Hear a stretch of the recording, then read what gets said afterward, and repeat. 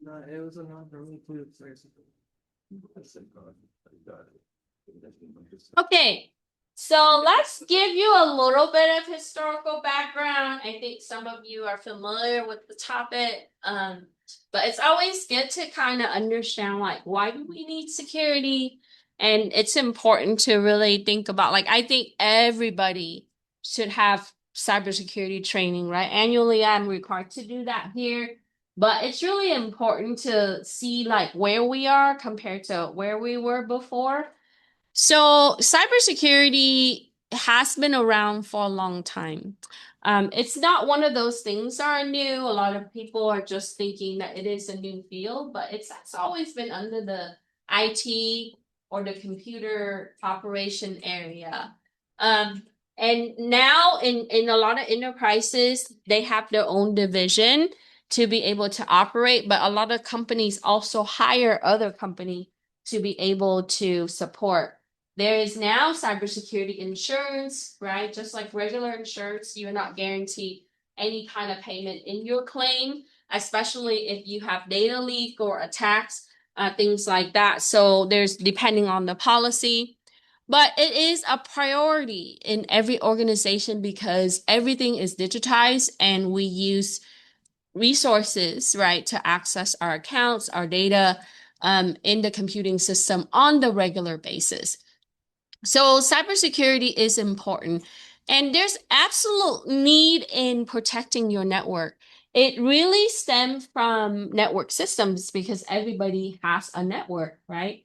And to be able to prevent attacks from happening. So in the first question, if you read the following part of the notes, it gives you the information about the first computer worm, right? So the difference between a worm and a virus is that a worm propagates, meaning that it can expand, right, or spread without the human intervention. Where the virus is a software program that infects or corrupts the system using system files or application files and so on. So the first computer worm was created by Robert Morris. And all that is any kind of malware that you see is just software application or code or script that is created to target a certain thing, right? So the I Love You virus was created to capitalize on the hidden file extension. So back in the day, your computer system hides the file extension like .doc, right? .text, txt. So it only gives you the file name. So what happens is people saw the attachment saying I love you, they click it, they download it, it infects their computer, right? And typically you would see a lot of that. A lot of malware is still coming through in emails. Nowadays, it's also coming through in embedded text messages, right? So we have a lot of water holes or bad websites that incorporates malware. Typically, you would see that a lot of these sites look like a regular website, right? And when you visit the site, automatically it downloads something in the back. Okay. Embedding a malware or script into a file is fairly simple. It's not hard. However, so that means that you have to continue to use your antivirus. But antivirus is only going to give you 60% protection because there's about 60% of malware that is known, right? Nowadays, your security software, your antivirus software, if it detects something irregular, something unknown that it doesn't recognize, it typically stop it, right? But we are not guaranteed 100% in protection if we use an antivirus overall. So a lot of people say, oh, I have AV on my computer and my phone. You should also install it on your phone, right? The free ones at least. I am protected. Well, to a certain extent, you're not guaranteed 100%. Okay. So when you look, right, it talks about that in 1971, or 1989, this officially came into the wild, we call that, right? And, so typically malware is spread in the internet, across the internet, and through a lot of connection communication like email.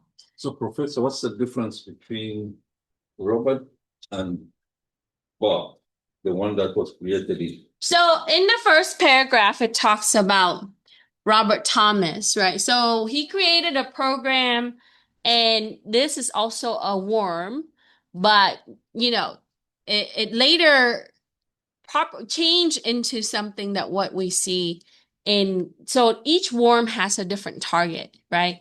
So when you see a lot of the malware, they're intended for a certain purpose. They created for a certain purpose. So Bob Thomas created the program, and that was known as a computer worm.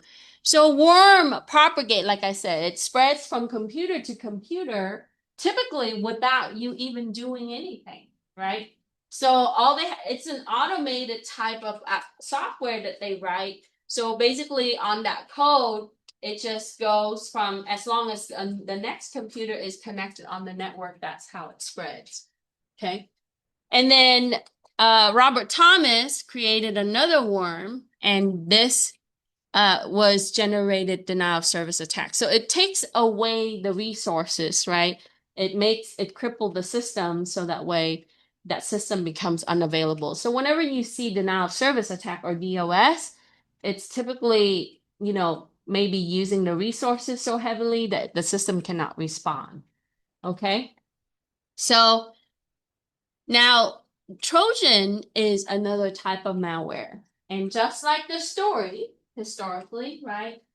With the Trojan horse, the soldier hidden the hay horse, wait for their opponent to come, and then they broke out of the Trojan horse and start attacking, right? So Trojan is a type of file that hides the malware. So when you get a Trojan, so a lot of the Trojan comes in as keylogger, meaning that they write a script to record everything that you type, but those files usually comes in as PDF, JPEG, stuff like that, stuff that people wouldn't raise any kind of alarm for the user. So the first Trojan, as you can see there, Joseph Pop created that, right? And so, but if you look at the Trojan now, it's changed, right? But a lot of the times you do see some remnants of some of the older, right, malware, because the way that they write malware is they take code that was originated in technology. We don't invent, we reinvent, right? So we take technology and we improve it. So, and the same thing with malware is what you see is you take the code and you modify the code and you change its purpose, right? So you see a lot of variations in Trojans. Okay, so in 1990s, as you know, there was a big hype about McAfee, right? And some of the antivirus company became predominantly, trying to combat some of this. And there's still a lot of companies, and McAfee is still around, right? So what you see is that we have something that is damaging to the system, and then now they created something to combat that. And that's typically the case in IT and cybersecurity. So if you ever watch some of the movies that are related to security, you might see Anonymous, right? They wear a white mask, right? That has the long clown face or Anonymous mask. And Anonymous group is very large, right? It encompasses many people worldwide. They say that Anonymous is made of cybersecurity professional, people who are working in companies and also attacking companies. So there's a vast of different group. And so when in 2003, they launched distributed denial of service attack against the Church of Scientology. Anonymous group is known to be hacktivists. That means that they attack for political reasons or to right the wrong, meaning that they have an intention to disclose some information that could be hidden and the public should know. So they're more like white whistleblower. And they have attacked many other companies in between if they feel that the companies have the wrong intention against the United States, against the government that they believe in, the structure of the government. So Anonymous is known to do that. And the reason why it's anonymous, the name, is that you don't really know their identity. And so typically you see that. And they love to create a video, attach the video to acknowledge that the companies or the entity has been attacked and why they attacked them, right? And so, when you're looking at attacks, it takes months and years in planning. It's not something like, let's think about that, right? If we take an example, like somebody is robbing a bank. So a person that's inexperienced is just gonna run into the bank, hold somebody up, and try to get some money, and they might get caught, right? People like this, they don't get caught, right? So that means that you have to discover and you have to really plan out your strategies in how you attack, how long you're going to be in there, and how long you're going to stay stealth. And that's hard, right? Because we have systems that notify us all the time that there's something in there that's unknown, right? And if an administrator is really good at what they're doing, if they have a really good cybersecurity team, it should raise some kind of alarm. But as you read in the media, there are attacks that, the attacker been in there for 6, 8 months, a year, and they don't even know, right? But a lot of these jobs have insider, because how am I going to know externally about all the details in the systems, right? So I have to really do my homework in that. So the story with Eternal Blue in question 3. So the vulnerability, we talked about, this is a weakness in hardware or software.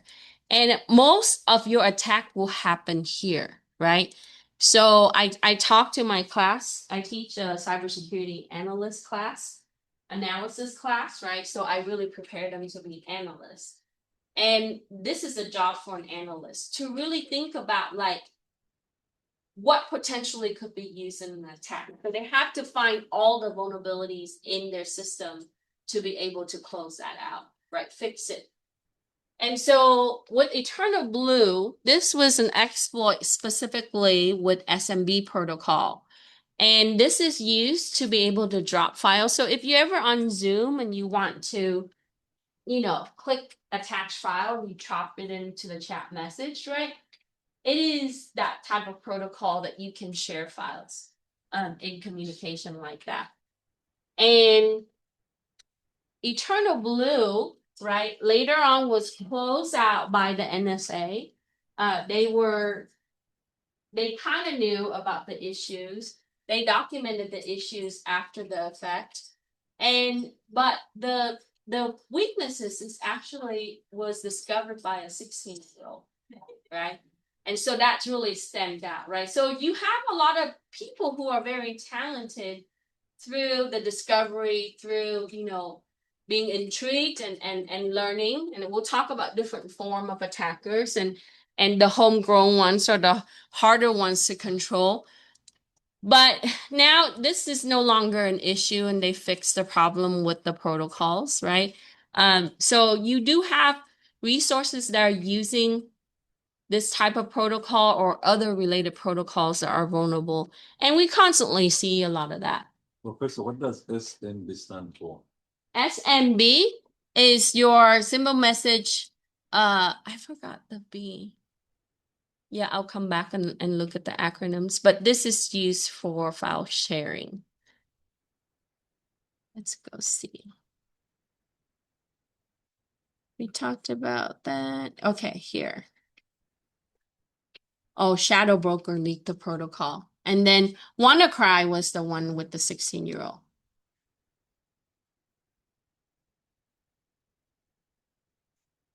So you see a lot of like groups that are related to APT, Advanced Persistent Threat, and a lot of them are international here, right? So, and I harp about this all the time to my students in ethical hacking class. So, Computer Abuse Act has been around since 1984.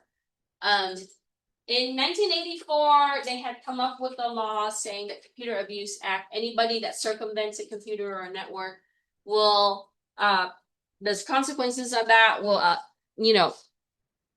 make them go to prison for 25 years or life, right? And then they later on changed it to Computer Fraud and Abuse Act, which is CFAA. And so this prohibits any unauthorized access or exceeded unauthorized access. And this becomes more of a gray area for a lot of professionals who needs to perform testing in the case to really think about like how can I access your computer system to make sure that I close out that security gap.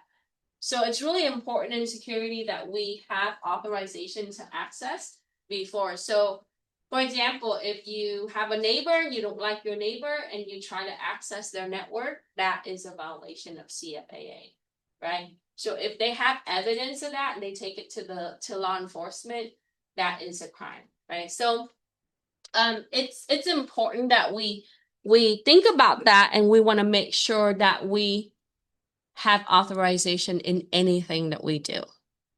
Okay. Okay. So now, do you have any questions for me regarding all of the historical things? So that's just a few brief things that we talk about, but we can go on forever about this and that, different things. So for HIPAA, if anytime you go to the pharmacy, anytime you go to see a doctor, anytime that you go get vaccine, right? This has to do with HIPAA. So Healthcare Insurance Portability Act, this allows you to have privacy and protection with your healthcare information, like X-ray, diagnosis, prescription, right? Before this, we didn't really have any kind of protection. So someone can use your identity for other things like prescription. Someone can call and ask. Technically, they're not supposed to give out that information, but since 1996, we are now digitizing and protecting. So what does that mean for the healthcare organization? They have to control who has access to what. So you have a profile, you have access to your data, like when you saw your doctor, your lab information, any kind of diagnosis you have. And for the security people who manage that, they have to protect your information. It has to be encrypted. When they implement wireless, there's like requirements. So if you ever go to HIPAA website, there's a section on what they require for implementation in the systems, right? From healthcare system to billing systems, that we have to implement security measure. And it's important to do that. So you see a lot of need for security and IT professional because of HIPAA, right? And constantly, because the data is very valuable, that you see that people would try to leak the data. So here's a question for you. How much is your data worth? Let's say your social security number right now. How much do you think I can pay for your social security? Give me a price. Is it a cost of a burger meal? Is it less? Is it more? Or a lot less? How much do you think it is? $50, maybe? Less than $3. So how clean is the data and how usable is the data is the quality of the data, right? So you know that there's the dark web. So what is the dark web? It's just websites where they can exchange information. And it's not like your regular website. You cannot just get there with a URL, right? You have to connect to a certain type of browser in order to get there. And on that, I can go to a forum or this, some type of channel, and I can ask, I want 50 records or 50,000 records with social security number, and somebody will offer, right? So data leak really ended up in the dark web as an exchange in data for monetary purposes. So on average, it's $1.30 to about $3, a lot less than your burger, right? Long ago, it used to be a little bit higher, but if you're looking at like cleaner data, yeah, it is higher in price. So your data is not worth that much. And then I'll show you where you can find information, whether you're on the dark web or not. So typically people who are 18 and over, if you have credit information, right, they want that more because that way they can use that for identity theft and other things. So these are the regulatory requirement for different industries. So if you're in healthcare, that will be HIPAA, right? Gramm-Leach-Bliley Act, this is for financial systems or financial organization like banks, credit card company. And so in that, you ever receive maybe your parents, right? Like those mail or emails saying that they changed their privacy policy. This is what they update. If you use social media, they have to inform you. So now the government requires that anytime that they change their rules, who they disclose your data to, they have to inform you. Most people like me, I don't have time to read all the fine prints, right? So in the case that if they share the data to other entity, they have to let you know, right? If they have a data leak, typically is when they have data policy, security policy change. But it's really these regulation allows you to have more protection. Like, your bank accounts, right? Transactional information, sensitive information that's related. So what you see is that there's requirement. Now, if you work for the federal agency, you have to abide by FISMA. And typically, these requirements entail in a lot of these regulations that you have to audit your system a certain amount of time. You have to assess your system for vulnerability, right? Weaknesses, and you have to be able to have some kind of security measure. But FISMA tend to have a little bit more requirement. So if you're looking at federal agencies, right, they have to follow FISMA requirement to protect their assets. And then for companies that are on stock exchange, right, like Google, Meta, Starbucks, they follow Sarbanes-Oxley Act. By regulation, they have to report to SEC quarterly. That means that they want to share information with the SEC, what, how much their expenses, their profit, and so on, their financial information. This allows the investor to be protected in the larger corporate environment. So with that, since this act required that there is ensuring accuracy and reliable financial systems, right, and public reporting, we have to make sure that those systems have security and have accuracy in reporting. So there's like a lot of like elements that you see that we have to implement, and a lot of it has to do with laws. And then if you function in Europe, it's a little bit different, and also in Asia is different. And this is for you, FERPA, right? As you know, right, if you're over 18, somebody in your family cannot call and obtain your information unless you authorize them to do that. We cannot disclose your grades and attendance publicly unless you allow us to do that. So even in the case where if someone is asking me about your information, right, you have to authorize that. So FERPA really protects, right, your education records in the long run. And that's helpful because maybe you don't want people to know your GPA, like employers. Maybe you don't want your family members to know your attendance, right? So the systems that hold these records, and the access in that has to be implemented in order to have the regulation met. Okay. So in question 5, it says what law requires financial institution to protect privacy of the customer and private data? That's your GLBA. So when I did my master's degree and even my doctorate, like they really emphasize that, right? Like because you make the decisions, you know, in a lot of cases for the people who pursue their master's. So you really think about compliance and regulations and how you implement security solutions to fulfill that. But knowing this is important for you because wherever you are, like you're banking, right? You're paying your credit card, you should question like how they hold your data and how they protect your data, right? And you should know your rights. So in the security world, right, this is my job. I want to make sure that information is confidential. There's integrity in the data. It's accurate, doesn't change, and it is available. So sound really simple, but it is not, right? So confidentiality really means that if you have access to your account, it's only intended for you, unless you authorize someone to access your account, right? And flush you. And in that, we should have a accounting information for that authorization. So confidentiality really comes back to access control, right? Who has account to what? Who has access to what? But as you know, system administrator and network administrator have access to everything. So typically an attacker, they don't come into your regular account.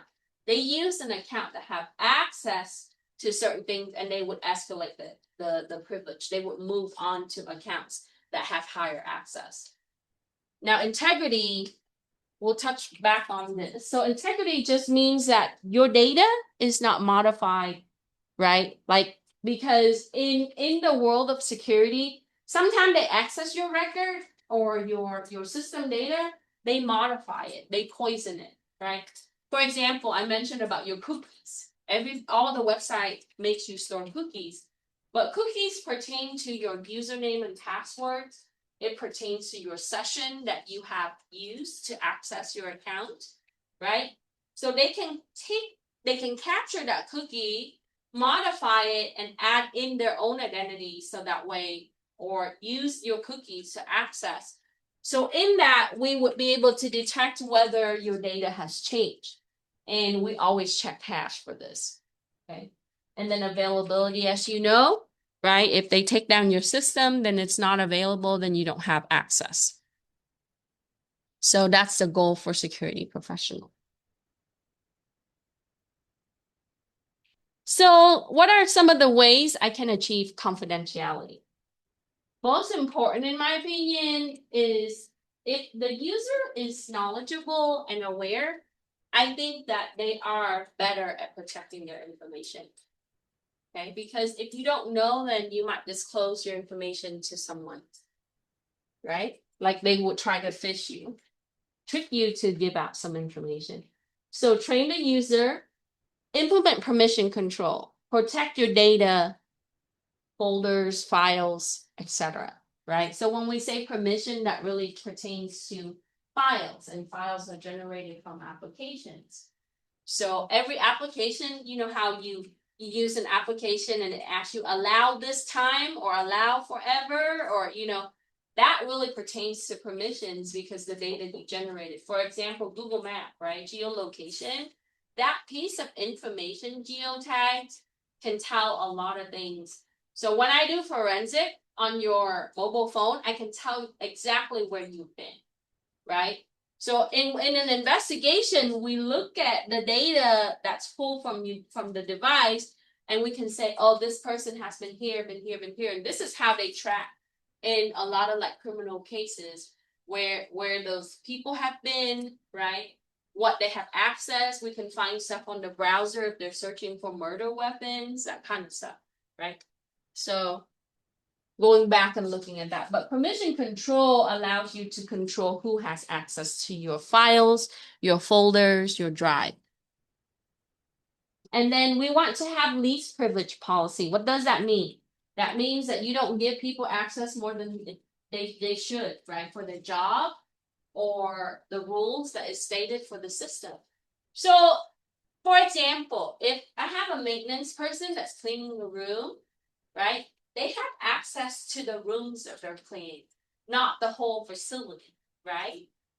But did you know that the people that do maintenance and the janitor have a lot more access than they typically should, right, to all rooms because they're cleaning a lot of the rooms. And this is what you see in movies, right? They would pretend to be like a service person where they can go in and they can access physical systems and so forth. So make sure that you check. And so when they onboard an employee, yes. The bottom? Yeah, so when you're looking at like the when they onboard somebody, when they hire somebody, we have to really look at like their responsibility and how that correlates with the system. And so that's how we're gonna grant them access. Okay, so we talk about integrity.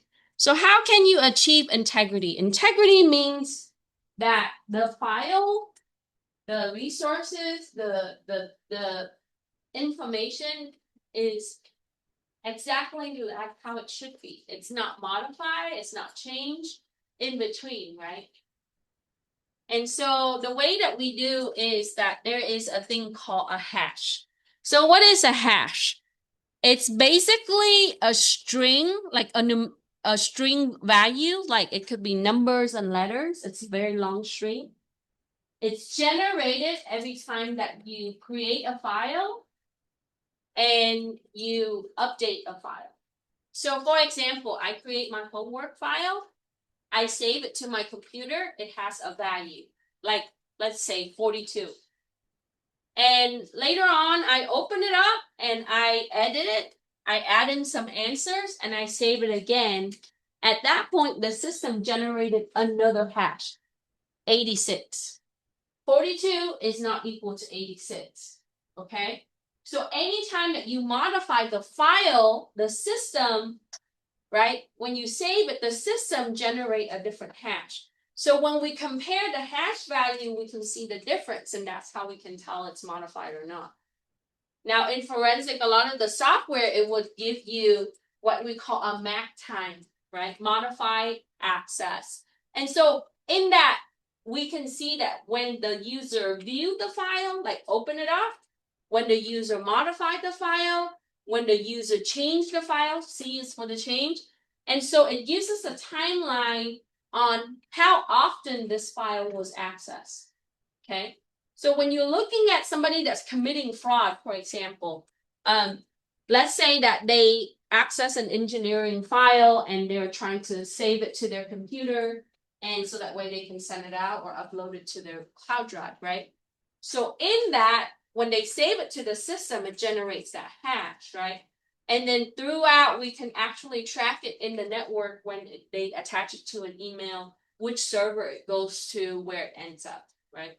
So hash is very important, and this is, there's different algorithm for this, but this is a way that we can check to see if file has been changed.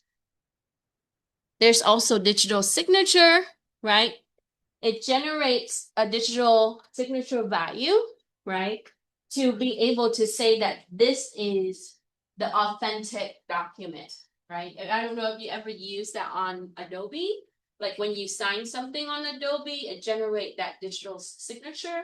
And then when you send it out, the system talk to the other system and validates that that document is digitally signed on the system and by that user. Okay. So it's kind of like when you sign your document in front of like, a court person, a personnel, right? Like they verify for you. Professor, Sure.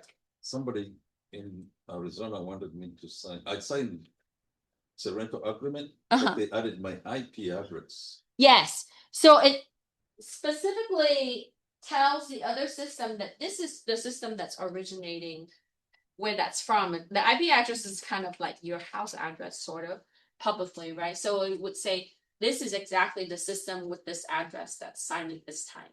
So it puts a timestamp on there to the exact second, right? So you can't have the argument that, oh, I didn't sign it. They would say that, oh, that's the system that you use. That's the IP address and at this time, right? So your system keeps record of everything. It has a timestamp of everything, and we can see it to the T.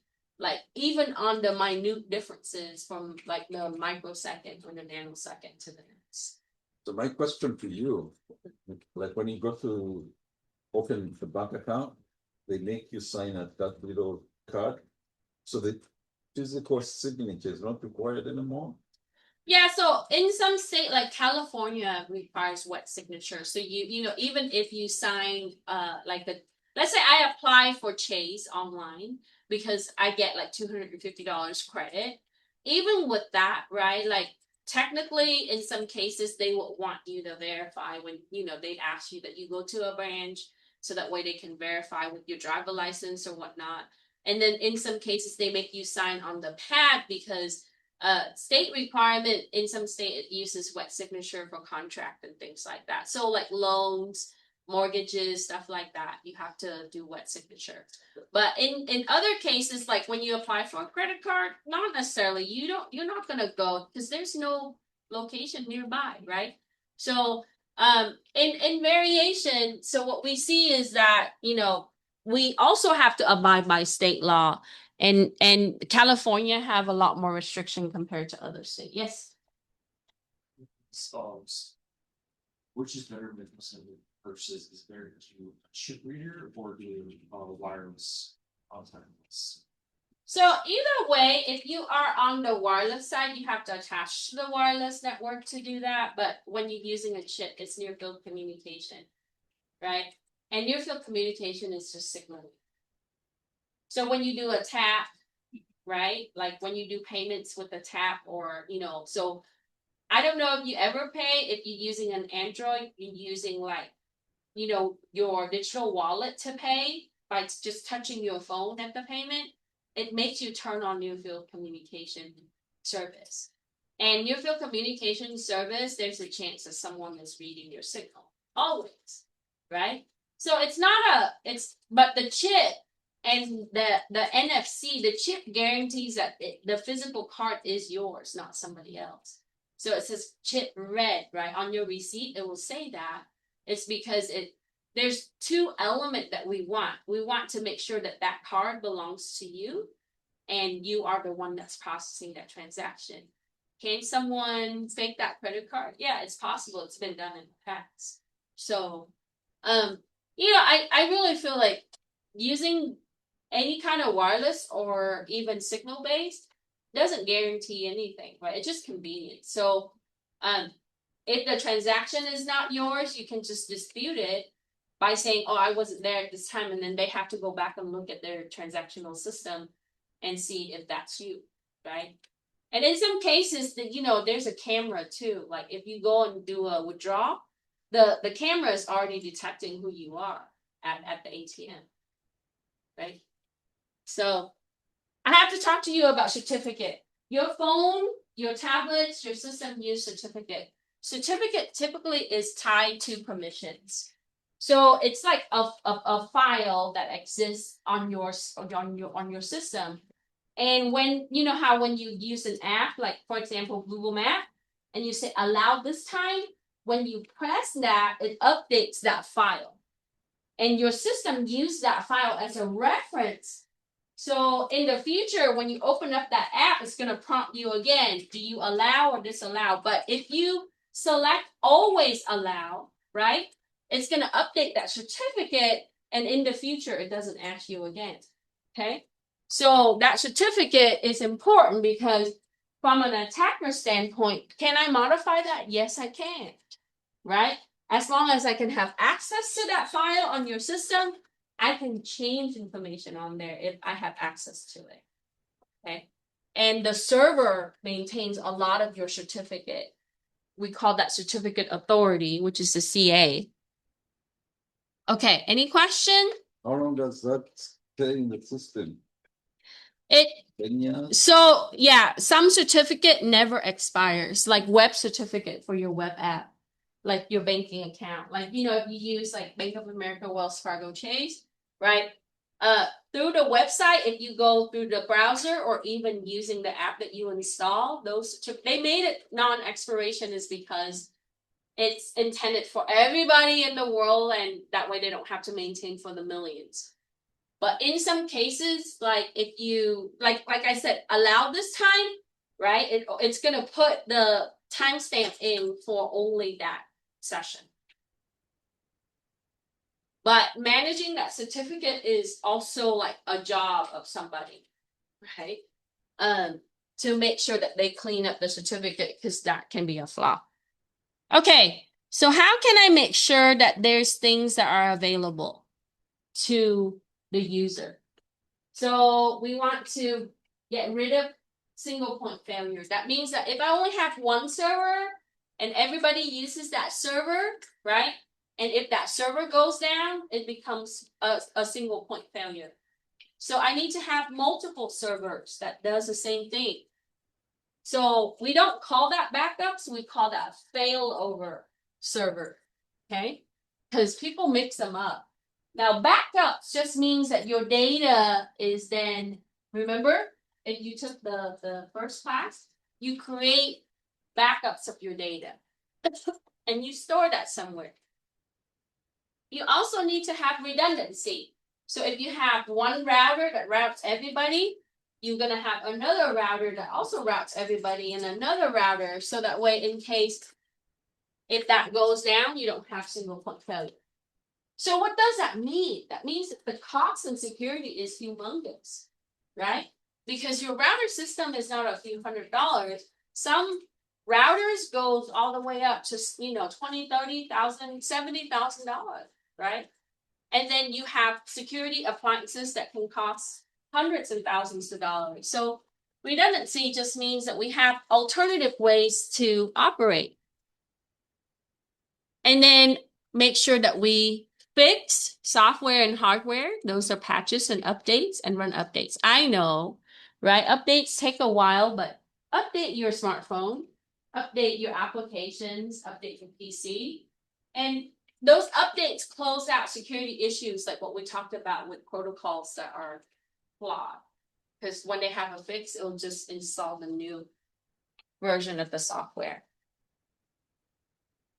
Updates are different than upgrades, as I mentioned before, right? Updates update application in your system, where upgrade your operating systems to the next version. But that usually means that you also upgrade hardware. They always go together. So I think I showed you guys threat map in the past, but if you haven't seen it before, right? We can just search for threat map. And then you have a lot of different ones. This is checkpoint. And you would see that constantly you're going to have a lot of different types of attack. And then every so often they would update the top countries that are most impacted. And the industry, I think education is high rankings because there's a lot of essential data. But when you look at universities, they have a lot of really important research like Johns Hopkins, right? Berkeley, things like that that would relate to cancer treatment or other things, medications, stuff like that. But education, there's like a lot of important data. And then in telecommunication, but utilities, that's really critical. So university like Cal State San Bernardino offer national security.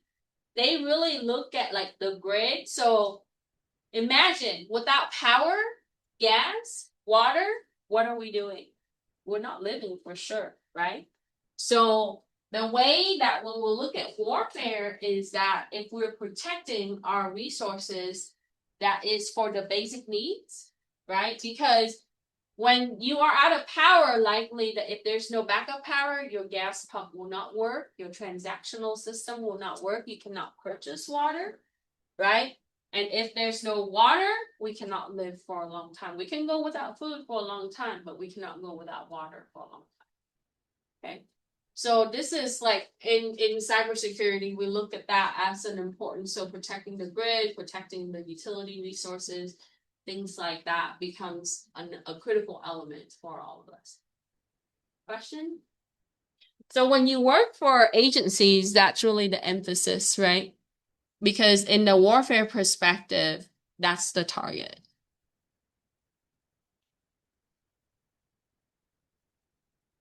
Any question?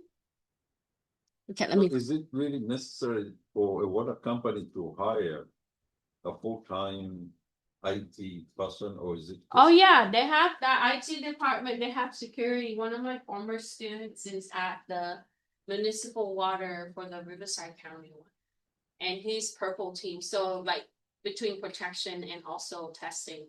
So yeah, you see a lot of that. It is a need in everything. But when you're looking at like, companies like, Edison, that's critical, right?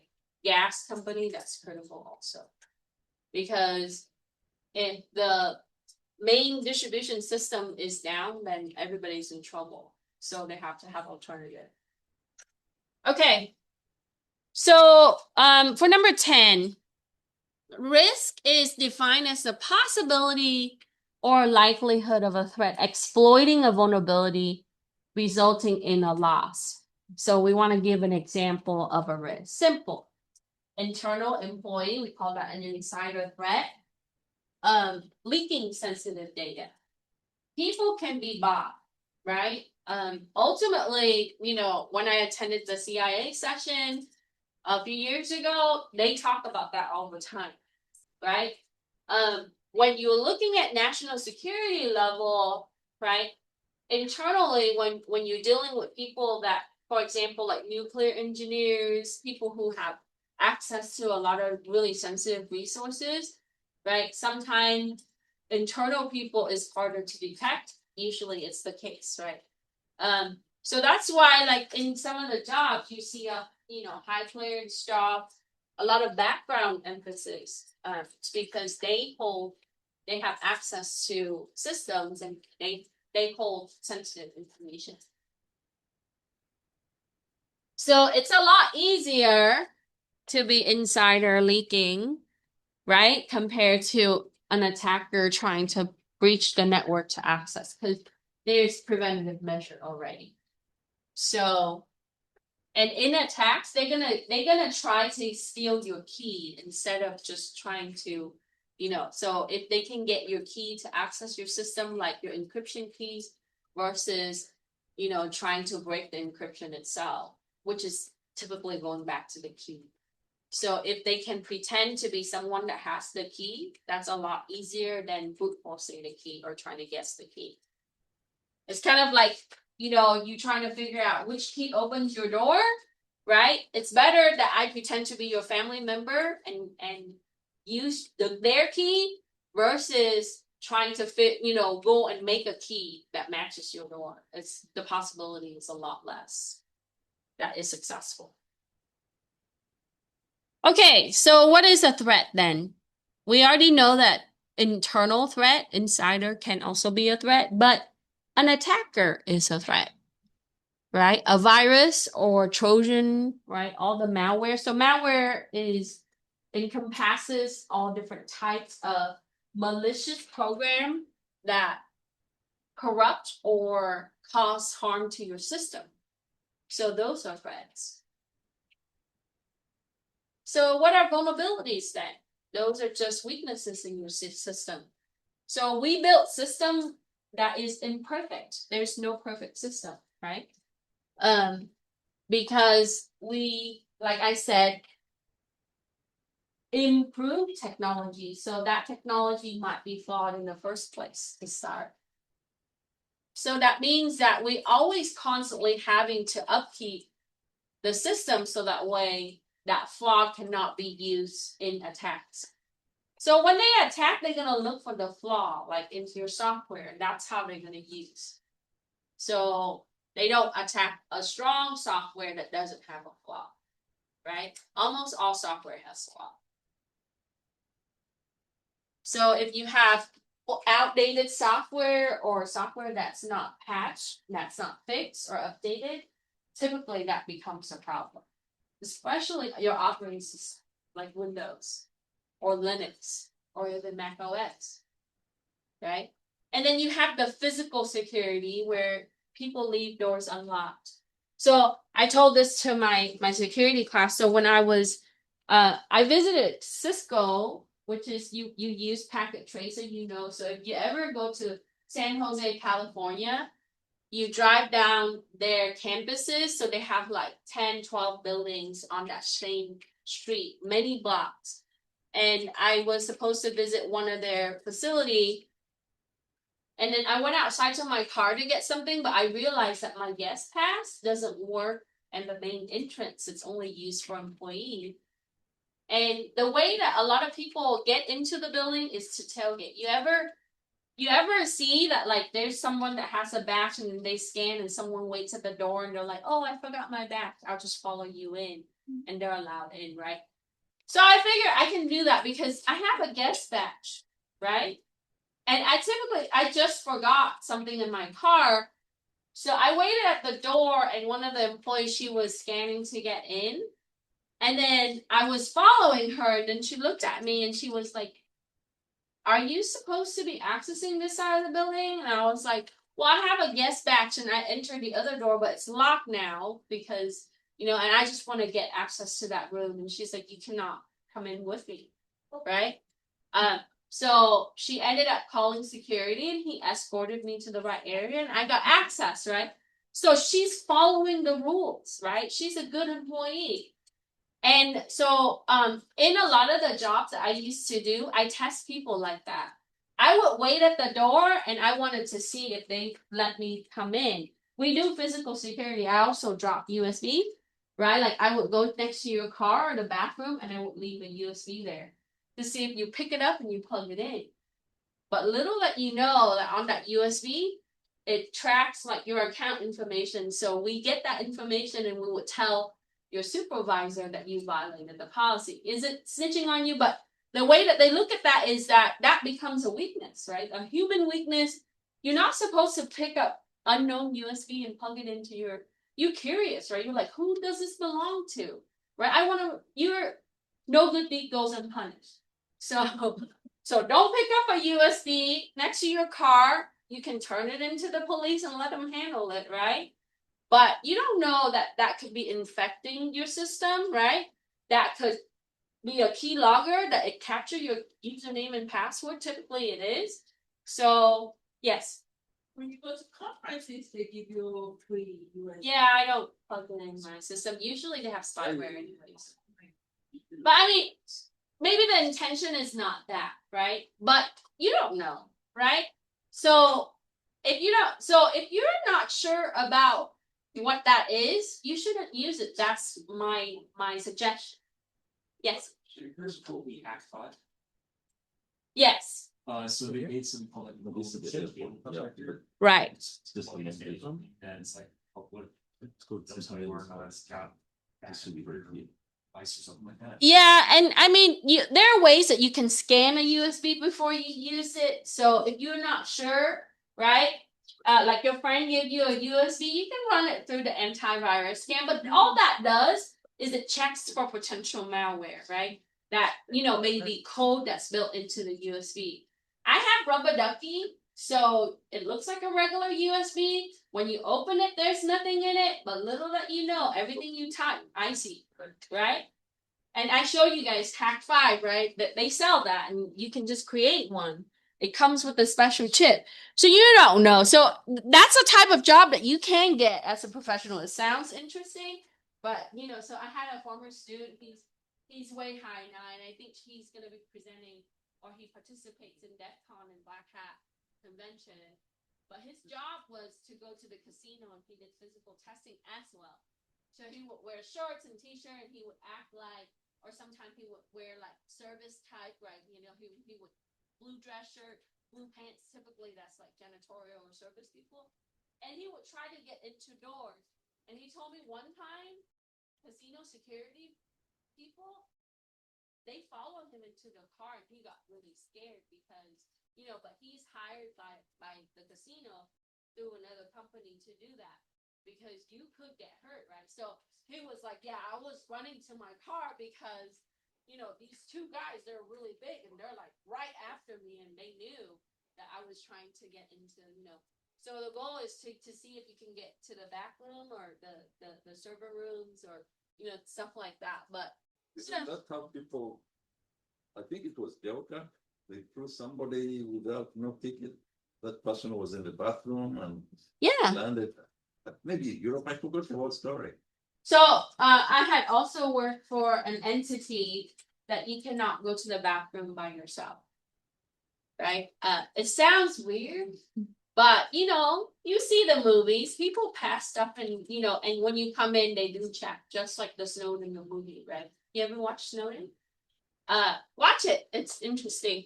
How he got the USB through the security guard was he put it in his Rubik cube and he tossed it to the security guard. I'm like giving you all the information. And then the security guard picked it and walked it through the metal detector. So he was able to leak data that way because he white whistleblower. He's asking to come back, but he's in Russia, right? So I don't know. I don't think our government is gonna let him back. But anyway. So we talked about making sure your essential doors are locked, right? Especially where your server and your systems, your critical data is housed.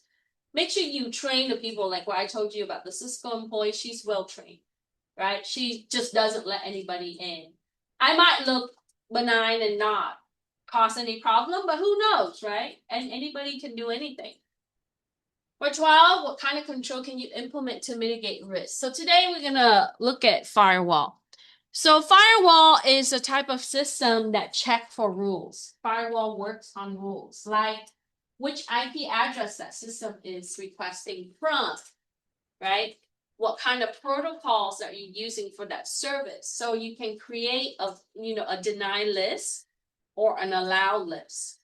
I typically use an allowed list so that way I can control. We talked about MAC filter before. So the firewall, its job is to screen everything that is being used on that system. You know how when you're running application on Windows PC, it says, are you sure you want to allow this? And you say yes, that's the firewall that's asking you that. So it's checking for all the things that you're using, all the connection based on the rules. It's like your security guard of your computer. What number? 12. So the technical control could be configuration of your firewall. You would implement strong password protection, but password is only strong. It's good if it's strong, and if it's not shared, it's not saved, right? I know people, and I'm sure you do, write password down on a post-it and they put it right next to their computer. They also save their password to a file on their computer, and that file is also not protected. So password is only effective if you frequently change it and if it is strong enough. So when we say strong, cracking a password with 3-4 character takes seconds. Literally seconds, right? Cracking 8-character password, if I use a powerful system, might take minutes or hours. Depends. And then now they want you to use password up to between 12 to 16 character, right? So we get fatigued with passwords. So you should use password with something you have, like, or something you are with biometrics. That's always good to use password with another element. So when you do security, there's technical control and then there's administrative control, 2 areas. Administrative control is like train user, update your policy, or creating rules to follow, and then implement the steps. So policy are the rules and procedures are the steps to follow those rules. And this is a job for security professional as well, right? Like not to allow people to tailgate you into the building, right? It might be simple, but you have to state it there because somebody violates that, right? They might have some kind of infraction on their employment record or something like that. Okay, any question? Okay, so you might hear news about APT. Advanced Persistent Threat is growing tremendously.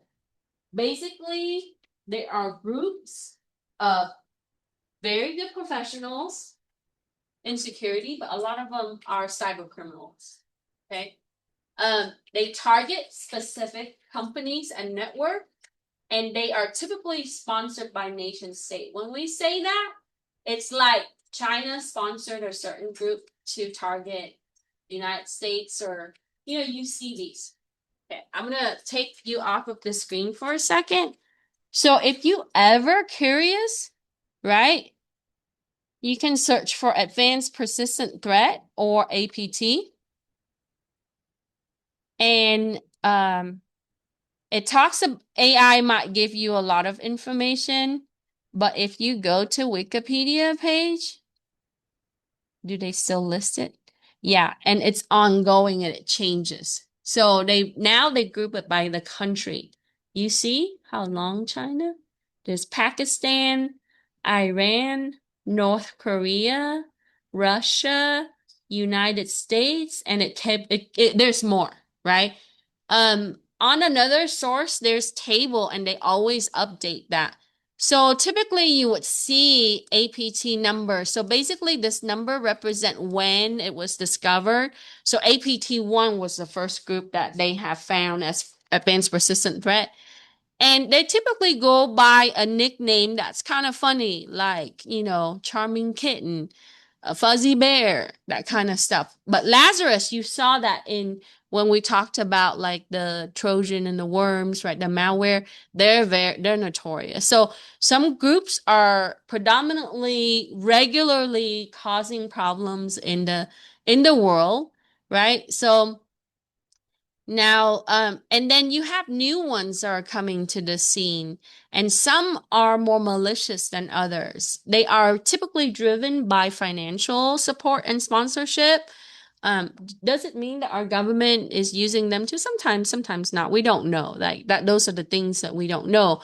But definitely there's evidence that other countries in the world use APT. Okay. Any questions? So, like, when you talk about Lazarus, it looks like it's an old. Yes, they've been around for a long time. Okay, so. But they also have new members too. So That's part of it. So you see groups that constantly recruit members, or you have people. So they have ways to communicate and welcome new members and things like that. CIA mentioned that some groups, like in China, they have very young members, like between 14 to 16-year-old that are well trained in specific things.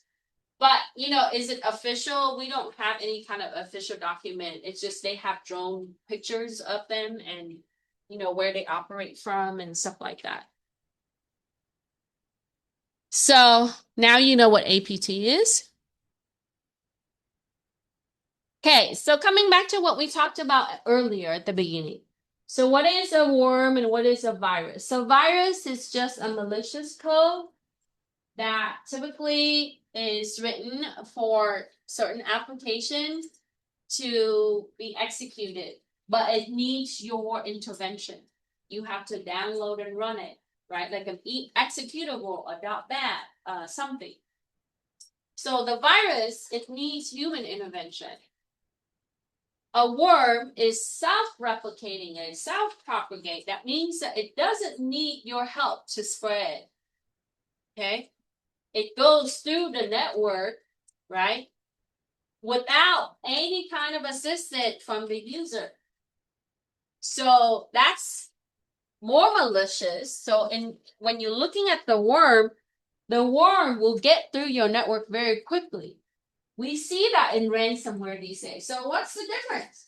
Well, ransomware, malicious software that locks your data to hold ransom, right? You pay, then they give you back data supposedly, but not always, right? Or they would not disclose your data to the world. And this is what we see with Canvas. a couple months ago. How can you cross the street? I'm sorry? I mean, this is something that it's ongoing, and you know, when we say in the wild, there's always changing.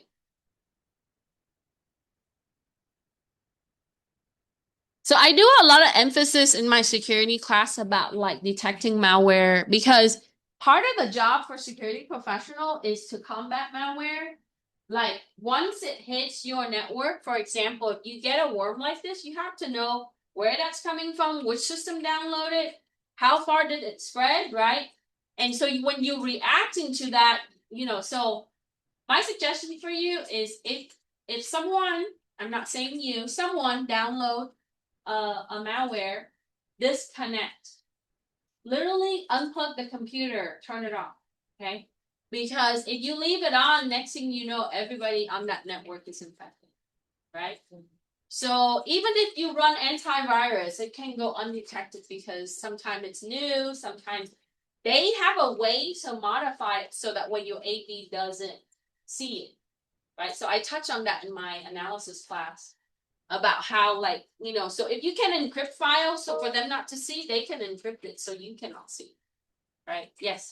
So I know you said earlier, some places most are reactive, probably, but when you say reactive and proactive, does that mean like this they pay more to have better security? Yeah, well, yeah, because you have to have more resources. But you know, so part of the job is to do threat hunting, and threat hunting typically is to look at like, are there existing threat? If there isn't, is there a vulnerability, right? So a lot of the times, if they're reacting, is that you go in there and you see which threat exists inside this computer or this system. But if you know, in the proactive approach will be like, oh, potentially this can turn into a threat, so we'll just close that out.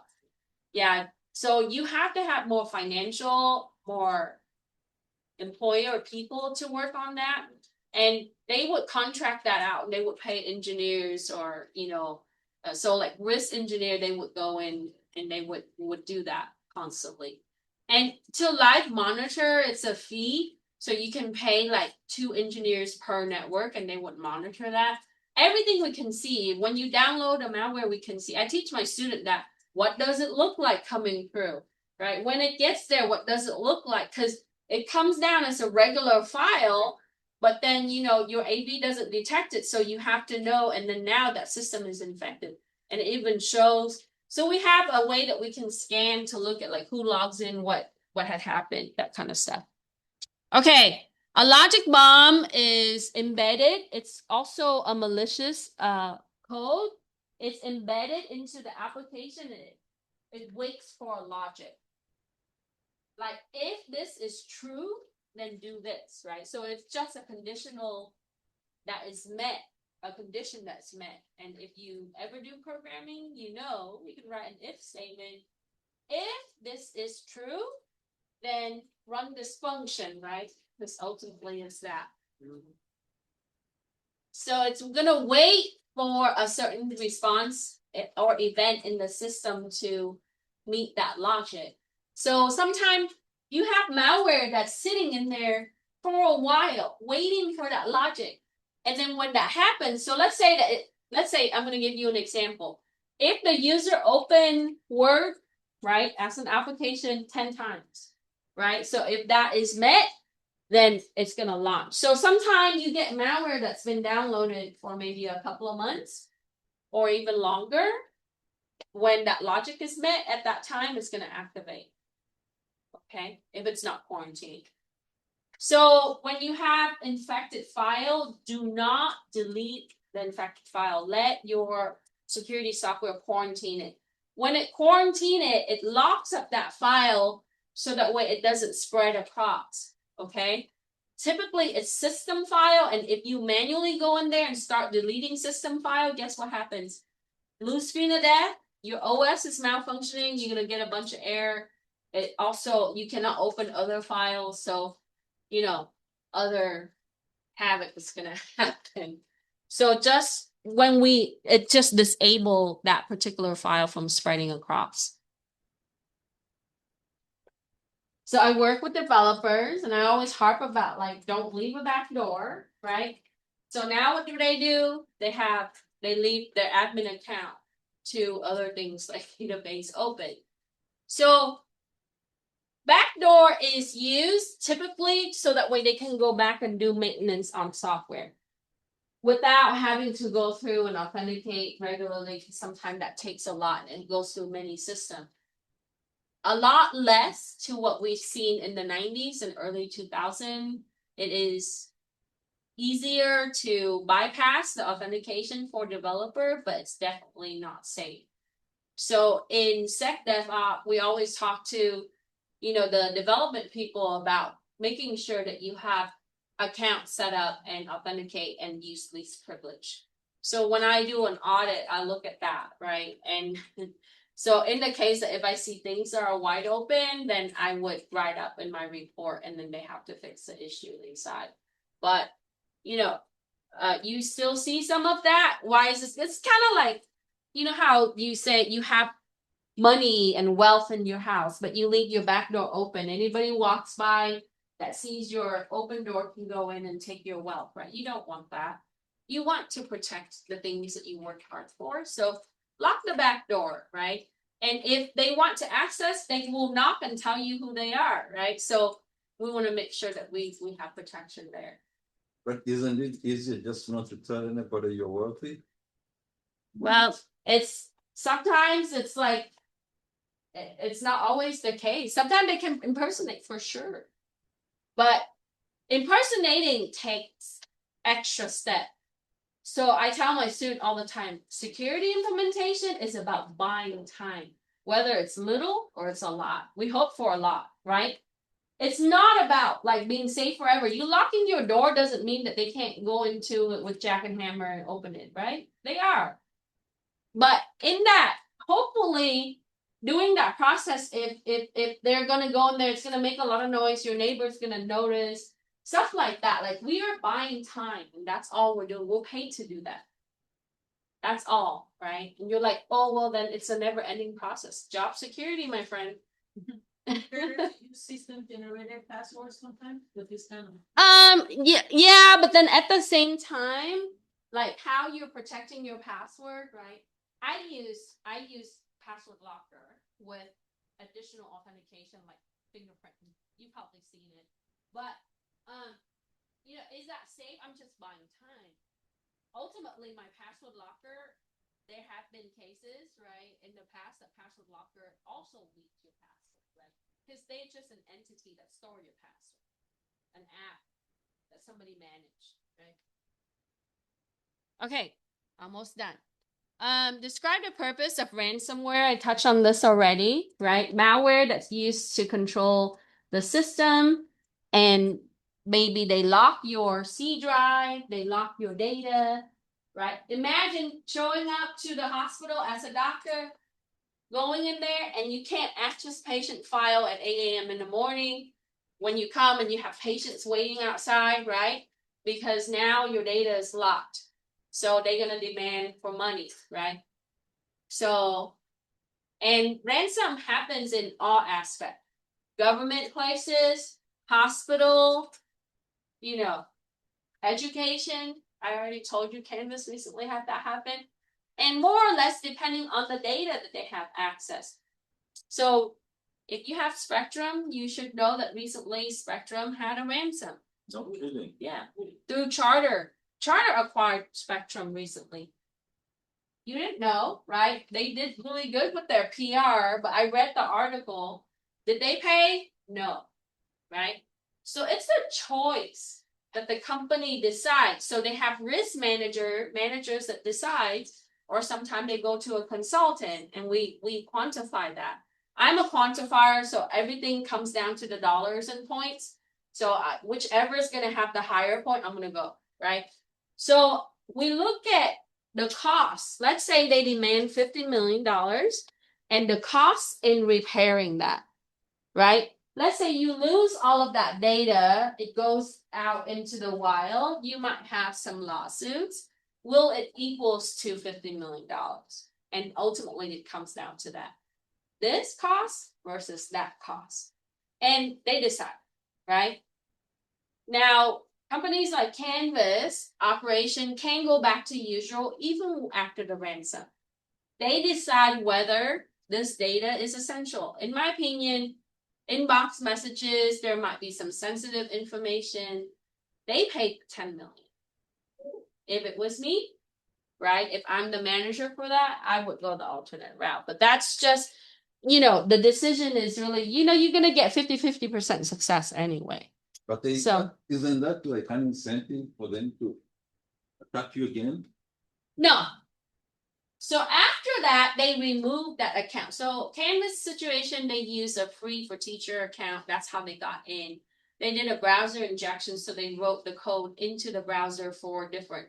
Because when you make things like Canvas, you would have like different folders and different links to the subdomain, so that way ultimately there are files for you to get to the pages and add things and add to the database.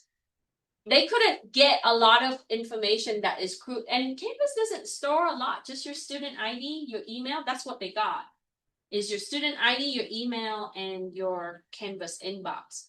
But there's 900 schools that are involved. Sanford is one of them. But ultimately they only got like, I think it was terabytes, but compare in the 900 schools, that's minimal. That's not a lot of data. So does that mean that all the schools' data were pulled? I don't think so. But they're looking at the data for a specific school, and then they decide whether the 10 million is worth it. I think it was more of like the regulatory concern versus, because the consequences of that, it can yield more than $10 million. Because people sue, they don't go for $1 million. They're going to go for like billions, right? So, but anyways, coming back to Charter, right? They decided that the account information and it's the same group, okay? The same group that did it. The account that they have gotten information is not important, so they didn't pay.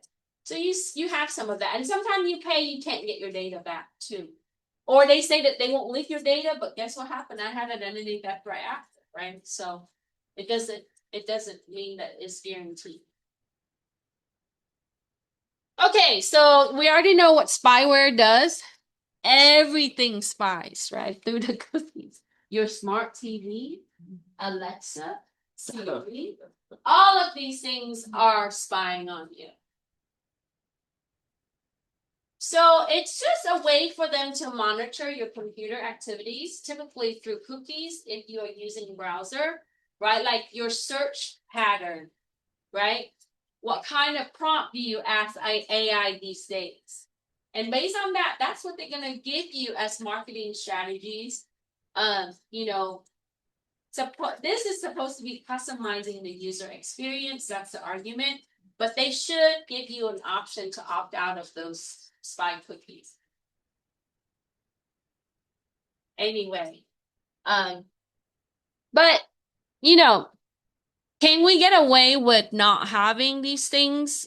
If you don't use the service, then you can completely remove yourself from that. But if you're using the service, then a lot of the time you weigh the risk, right? In using the service or not. So I showed you the threat map earlier, right? And I talk about how there's many systems attacking one target. So that's called distributed denial of service attack to take down that system. And they would use something like botnets. I'm sure you've heard this term before. Basically, computers, your computer, other people's computer in the world, other systems can be used as autonomous systems to perform the attack. And now with AI agents, attack is quicker, more seamless, harder to detect. And there are a vast amount of tools that they can use. So instead of, testing each tool, AI can be used to test that and then be able to launch attack in a seamless manner. So I just read an article this morning. Have you guys heard of a website called Hugging Face? Something right? Anyway, they just got breached like yesterday or so, or last week. But so these robots, right, botnets is typically used because if I only have one computer to launch an attack, it might be longer, it might require just a lot more resources. It's about resources and time in security. So I can take over your computer. How does that work? Well, I can send you a link, pretending like to get you to click that link. It downloads something. When you are least expected, or it can be even running the processes in the background, I know your computer is connected to the internet, so I can remotely launch an attack by remotely controlling your system that way. And it's typically used to drop malware or to perform attacks. And now you have AI systems at the data center being used for that with AI agents. It's tremendously changes the game, right? Okay, almost there. So that brings us to social engineering. So how do they really do this, right? So watch out for flattery or cunning kind of content in email, phone calls, right? You know that a good salesperson, they always start with, you look nice today. They would flatter you, right? So you feel good, so you would do what they ask you to do, like buy a car. Same thing. In social engineering, we see that flattery and conning is typically the things. And there is the pretext in that is that typically they would give you a convincing story, right? So I teach my student deepfake. You guys know what deepfake is, right? I think I mentioned that before.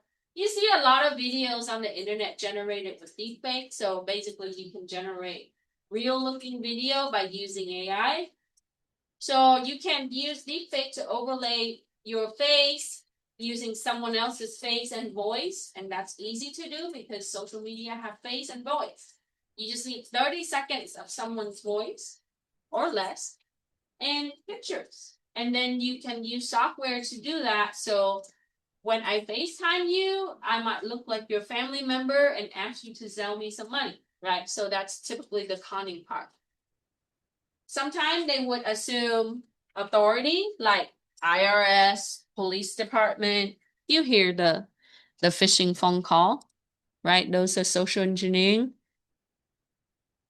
And then they would encourage you to take some kind of risky action or reveal some sensitive information. A lot of these really successful attacks, they fish out accounts through technical people, admins, right? So they usually spearfish the people who have higher access. So they will call or they would get those people to click something. And then they would impersonate someone that is trusted, because social engineering is only effective if you have trust or you generate that trust. And I talk about tailgating already, following someone without any kind of credential for physical access.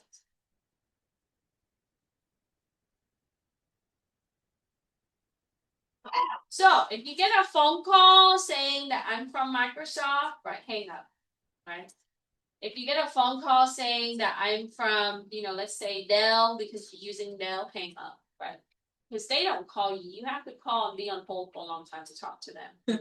So, yeah, don't fall for those things. IRS don't call you. The police don't call you. Even if you call them, they might not show up, right?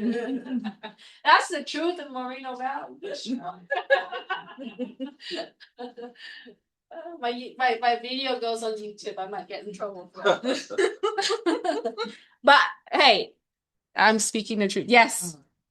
Some of those texts they're getting with the times too. It's like I've gotten a few times they're like $20 work from home jobs right here in the link. Oh yeah. That's a big area on the student email one, and they're doing a little bit better job in screening those out, because I remember when I first started, and then when you click on that, like other people in your circle also get it, and it spreads out, right? Yeah, if it's too good to be true, likely it is not true, right? So I would say that.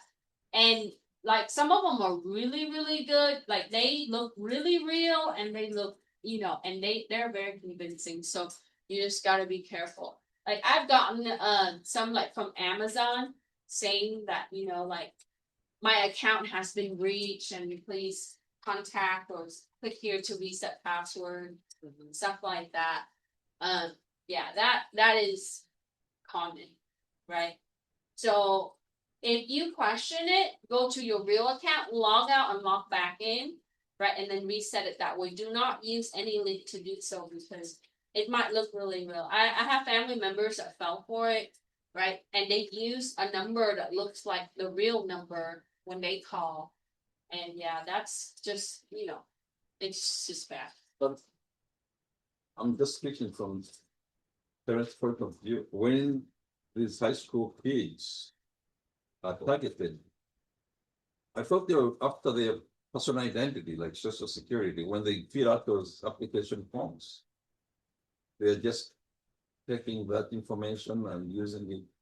Yeah, sometimes, I mean, if they don't have credit, then, you know, they usually don't target the younger audience because, you know, like they have limited access to their email anyways, right?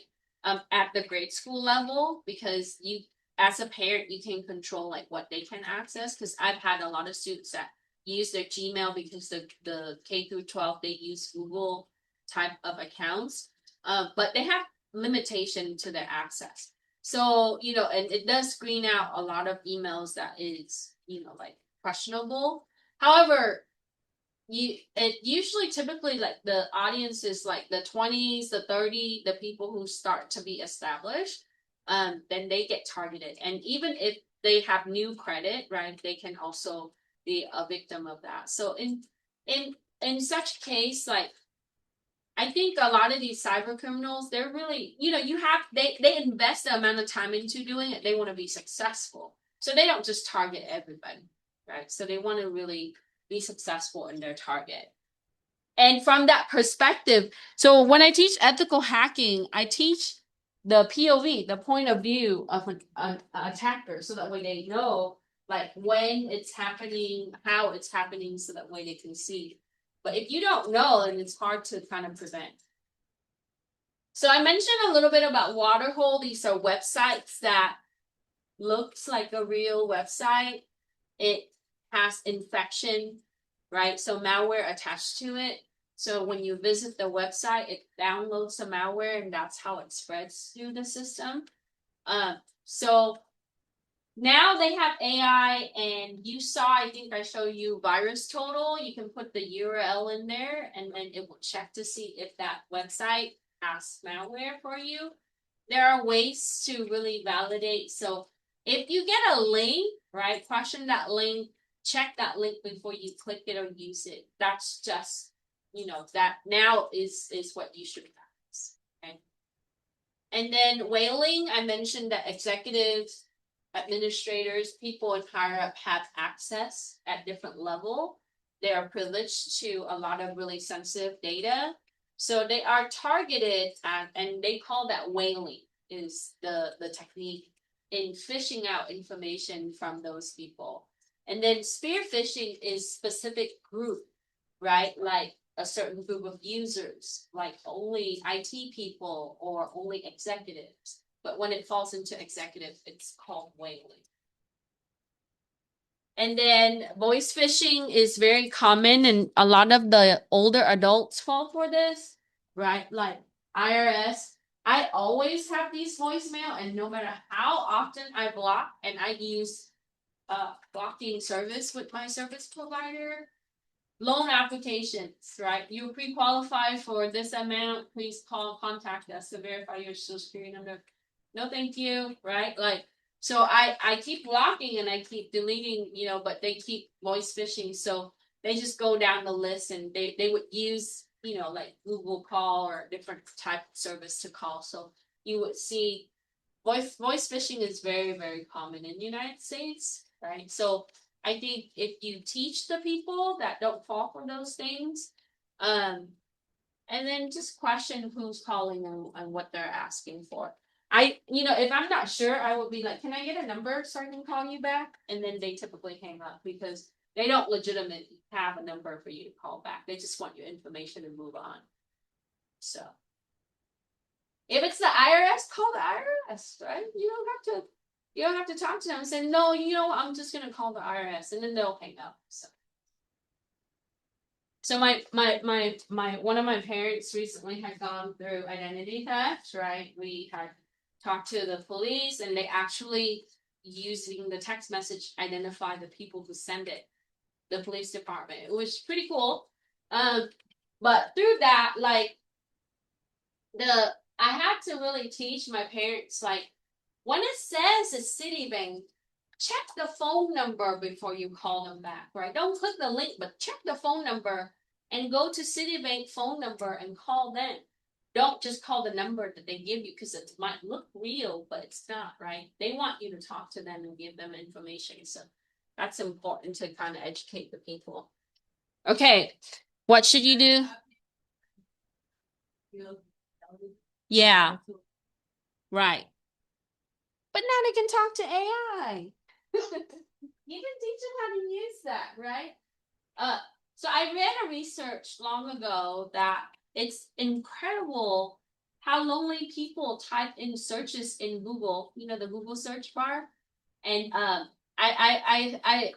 heard it on NPR, and one of the researchers, he said that people type into the search bar, and this is pre-AI, about things that they were going through life. And that really, if you're looking at AI, like the prompt AI these days, that's going to help them, because it actually, there's a lot of like social media video about like how AI helped them from loneliness. But one of the researchers saying that, like, there were individuals, young individual, your age group, would type in things like when they break up with their boyfriend or girlfriend, they would type in their emotions and things like that, and hoping that Google would respond back, which it just gives you based on your search content, right? It's a spider crawl through. And through that, like, he was like, yeah, and then we narrow down the search to really see like how we can improve the experience. But it's interesting how people type in those things because they want to share with another person, but they don't have another person to share with. I share with Francisco. All right, what should you do to protect your system from malware, right? Use antivirus or security software. Run updates on those software and run scans, right? Especially when you're connecting devices. Be aware of scams from internet or other sources. And then be aware and knowledgeable and educate. Yes.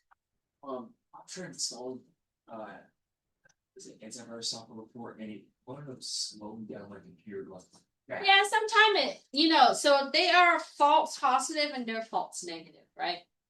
So the false positive one, it looks at everything as a threat.